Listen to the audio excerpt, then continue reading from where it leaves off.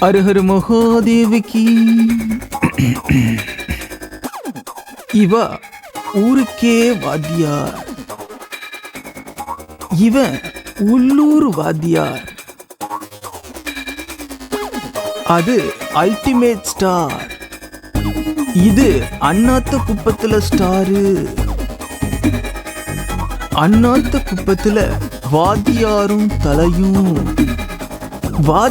தலையும் ஒன்னா இருந்தா கூடவே 2 கருதலையும் இருக்கணும்ல. இவ 4 பேரு ஒன்னா சேர்ந்து அண்ணாத்த குப்பத்துல பஜனை பண்ண போறீலான்னு கேட்டேன். அதுக்கு அவ